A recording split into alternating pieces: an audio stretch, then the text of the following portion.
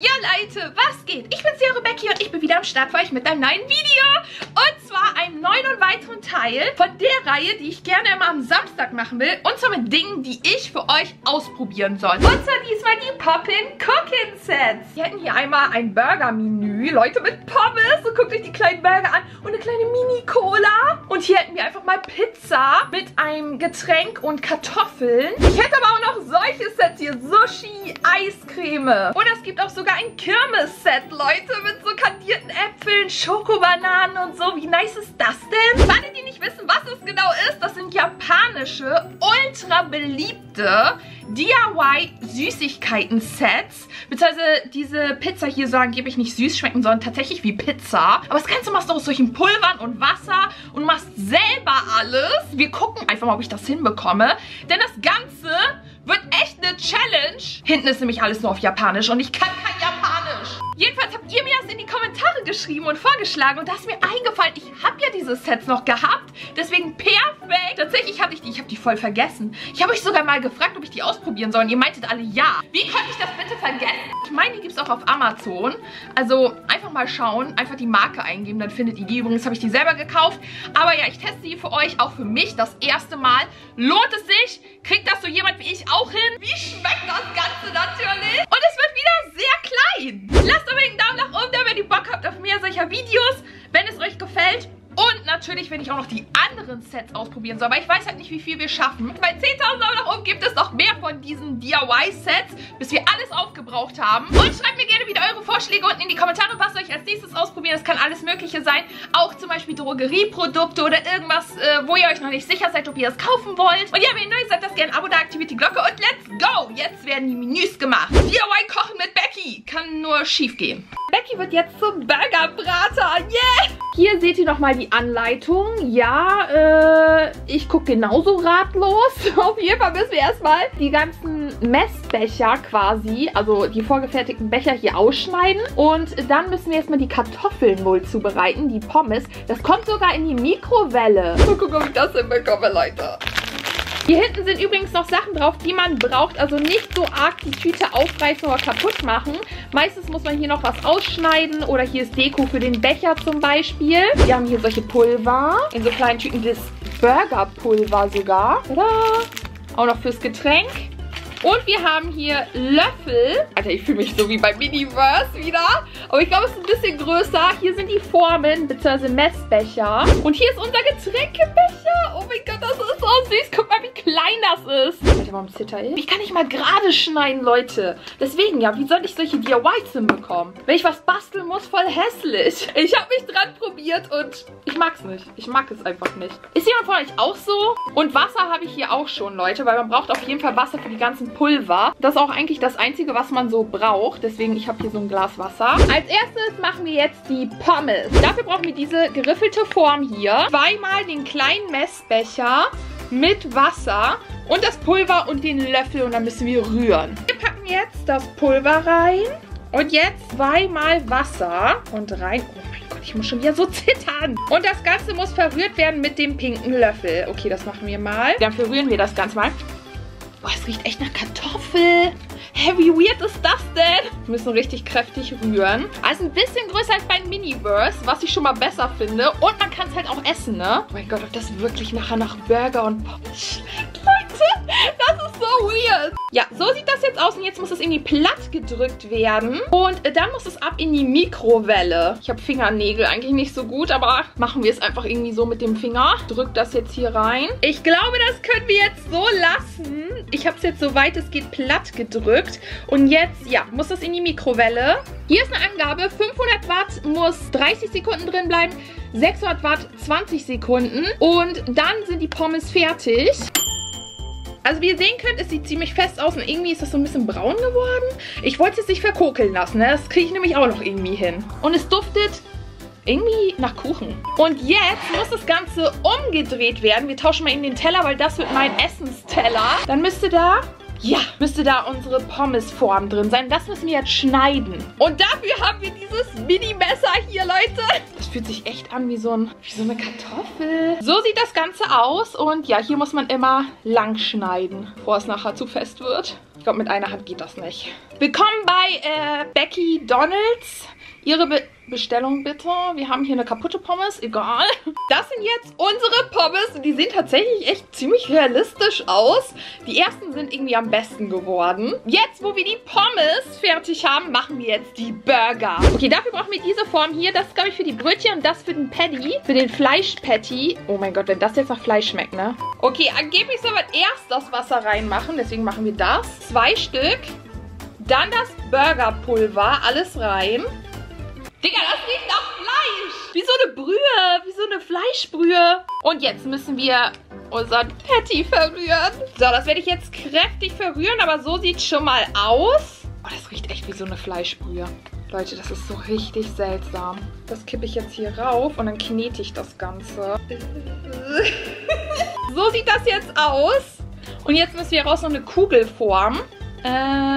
Das fällt in der Mitte auseinander. Warum? Wir haben jetzt hier unsere Patty-Kugel. Das kommt jetzt rein. Der Fleischklops. Und jetzt muss das wieder flach gedrückt werden. Ab in die Form. Okay, keine Ahnung, warum wir hier eine Kugel machen sollten. Aber vielleicht, damit es besser reinpasst. Und ich glaube, danach muss das alles wieder in die Mikrowelle, Leute. So sieht das Ganze jetzt aus. Und jetzt geht es an die Burgerbrötchen. Das ist das Päckchen für die Burgerbrötchen.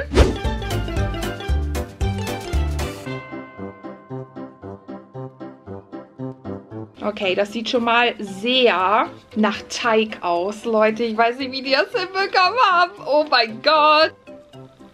Das riecht nach Teig. Was? Wie haben die das hinbekommen? So, Leute, das ist jetzt komplett verrührt und fertig. Und das muss jetzt irgendwie hier reingefüllt werden. Auf beide Seiten bis zur Linie. Da ist eine Linie drin. So sieht das jetzt ungefähr aus, aber man sollte es jetzt irgendwie 10-mal so auf eine Oberfläche hauen. Also so, damit das sich ordentlich verteilt mit dem Teig. Ich glaube, das ist jetzt die andere Zahl da oben drunter. Also 500 Watt 40 Sekunden oder 600 Watt 30 Sekunden.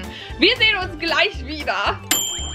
Oh Gott, das ist schon so fluffig geworden und hochgegangen. Das muss jetzt abkühlen. In der Zwischenzeit kümmern wir uns um den Käse und den Ketchup. Für den Käse brauchen wir die dreieckige Form und das Käsepulver. Mal gucken, ob das tatsächlich nach Käse schmeckt. So, einmal Wasser rein. Alter, ich weiß nicht, was hier abgeht, aber ich höre die ganze Zeit irgendwie Feuerwehr, Polizei. Ich habe keine Ahnung, was hier abgeht, Mann. Also, wenn das jetzt nach Käse schmeckt, ne?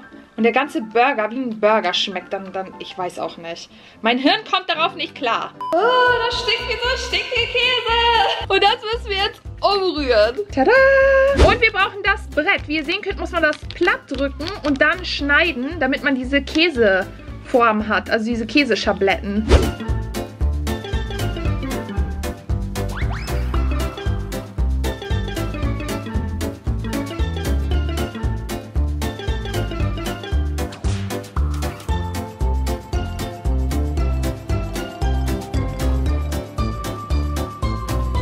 Jetzt kommen wir zum Ketchup. Was seid ihr eigentlich? Team Ketchup oder Team Mayo? Das ist wirklich eine schwierige Frage. Oh mein Gott, jetzt bin ich gespannt, ob das nach Tomate schmeckt. Das müssen wir jetzt wieder verrühren.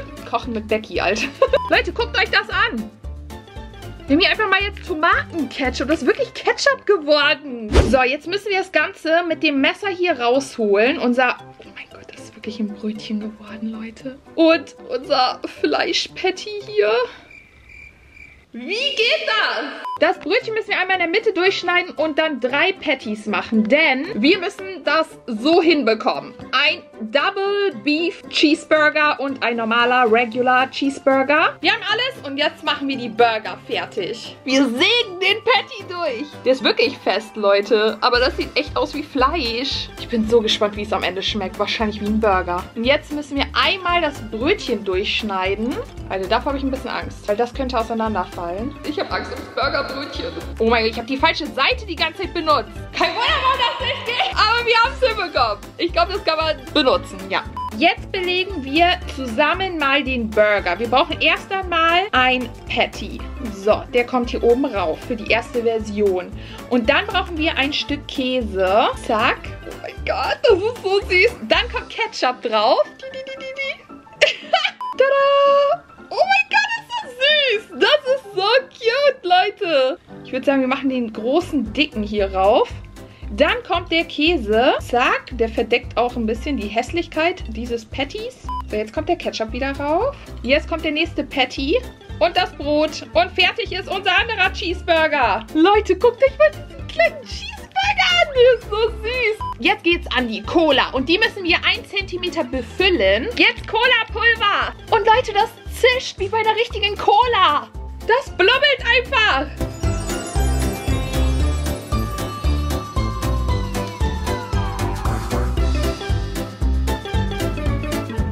Und es ist jetzt Zeit für Beckys Taste Test.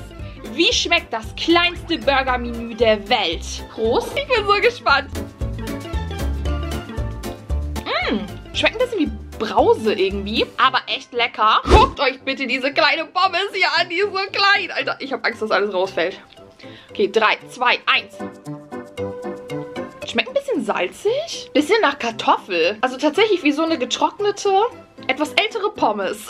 Und jetzt, Leute, habe ich ein bisschen Angst vor diesem Burger, weil das ist so weird mit diesem Patty. Ich probiere lieber den mit nur einmal Beef drauf.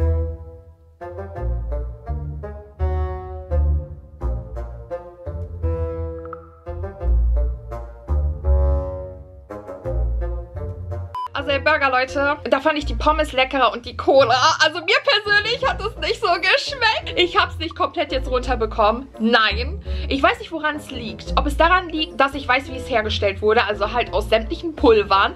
Oder ob es jetzt an der Textur liegt. Oder ob das jetzt irgendwie an dem Patty liegt. Weil das schmeckt so ein bisschen wie so ein kalter Burger, der schon Weilchen rumgestanden hat, gefühlt. Aber das Brötchen ist weich. Der Ketchup schmeckt tatsächlich wie Ketchup, wie auch immer das geht. Und das Fleisch ist würzig, aber ich würde jetzt nicht sagen, dass es mir so gut geschmeckt hat. Aber es ist Geschmackssache. Man sollte es mal probiert haben. Sagen wir es mal so. Spaßfaktor 10 von 10. Aussehen 10 von 10. Geschmacklich würde ich jetzt vielleicht den ganzen zwischen 6 bis 7 von 10 geben. Aber ich finde, man sollte es mal probiert haben. Aber wir probieren jetzt die Pizza aus und dann gucken wir mal, was besser schmeckt. Leute, wir haben hier 2 Pizzen, Kartoffelkroketten oder so und eine Melon Soda. Das heißt, eine Melonenlimonade, so typisch japanisch. Das sind die ganzen Schritte. Das habe ich wieder mit Google übersetzen lassen. Und jetzt geht's ran an den Speck. Pizza backen mit Becky. Ob das gut geht, aber das mit den Burgern hat ja funktioniert.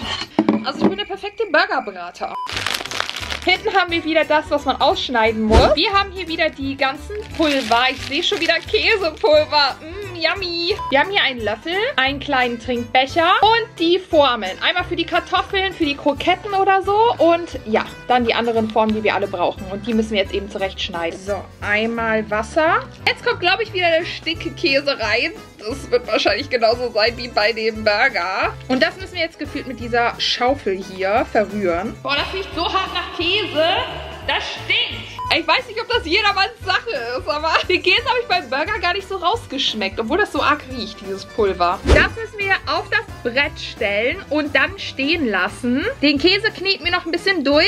So muss das stehen bleiben, steht da. Das sieht so richtig schön gerade aus und fluffig fühlte sich das an. Und so müssen wir, glaube ich, die Wurst oder Bacon oder so zubereiten. Das ist der Step hier. Wir brauchen wieder einmal Wasser und das pinke Pulver hier. Ich glaube, das soll Bacon sein. Das sieht mir sehr nach Bacon aus. Boah, das riecht so rauchig, so nach Speck. Wie geht das? So, einmal Wasser wieder und das Pulver. Und das müssen wir wieder verrühren. Das ist so seltsam.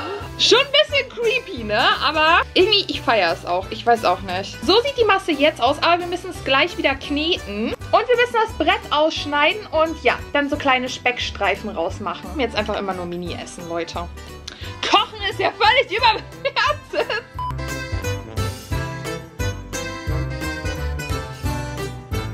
Wir müssen uns jetzt um den Pizzateig kümmern. Dafür brauchen wir jetzt die große Schale, 3-mal Wasser und diese fette Teigpackung hier. Und wir brauchen gleich unseren Pizzateller dafür.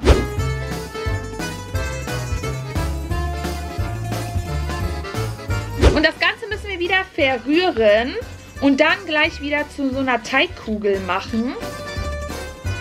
Jetzt müssen wir den Teig hier, der sieht wirklich aus wie so ein Teigklumpen, als wäre es echte Pizza, müssen wir das 20 Mal kneten. Seht ihr das? Schritt 5 von 6 ist das, glaube ich, oder so.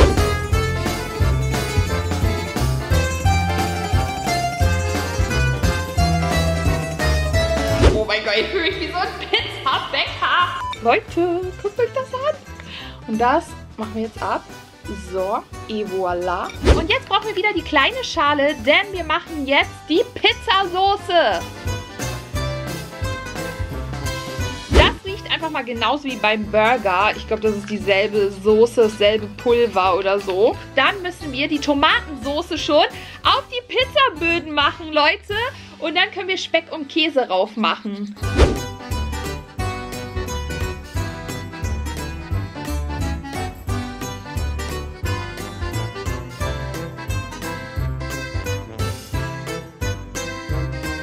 So, die 2 Pizzen sind belegt. Alter, die sieht so richtig cool aus. Aber ja, falls das andere nicht schmeckt, habe ich nur eine Käsepizza noch. Und jetzt müssen wir eben die Kroketten machen. Dafür brauchen wir das mit den lustigen Formen hier.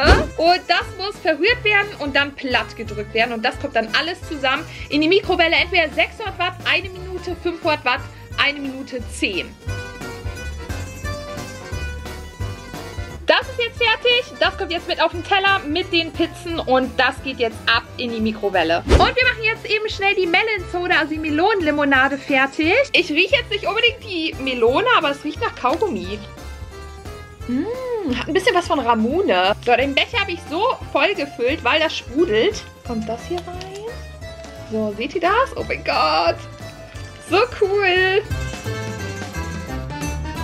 Ich habe jetzt auch schon den unteren Teil hier ausgeschnitten für die Pizzen. Da kommen die rauf und da kommen diese Kroketten rauf. Es riecht schon so nach Pizza hier. Ein bisschen Pizzageruch an euch. Stellt es euch zumindest vor. Guckt euch an, wie das aussieht. Die mit Speck sieht ein bisschen besser aus. Hier haben wir die Kroketten. Das müssen wir jetzt eben umdrehen und abkühlen lassen und dann schneiden. Tada! Hier sieht man sogar die lustigen Gesichter. Die Pizza packen wir jetzt hier rüber. So. Alter, wie das aussieht. Jetzt schneiden wir eben die Kroketten. Nicht, dass es wieder so trocken wird wie bei den Pommes, wo ich ein bisschen lange gewartet habe. Ich würde es schon machen, wenn es noch ein bisschen warm ist.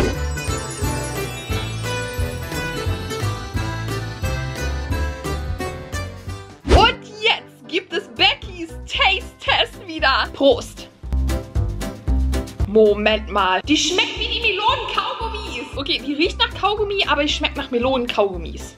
Die Melone hat man nicht gerochen. Nice, die schmeckt tatsächlich so wie die Limonade in Japan. Minus den Sprudel. Probieren wir mal die Kroketten hier aus.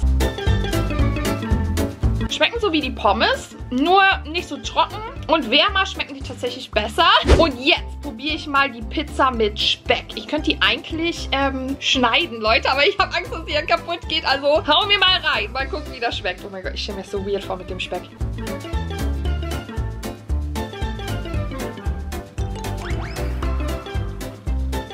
Also den Speck schmeckt man eigentlich gar nicht raus. Du schmeckst den Käse. Das schmeckt wirklich wie geschmolzener Käse so ein bisschen. Und das ist echt lecker.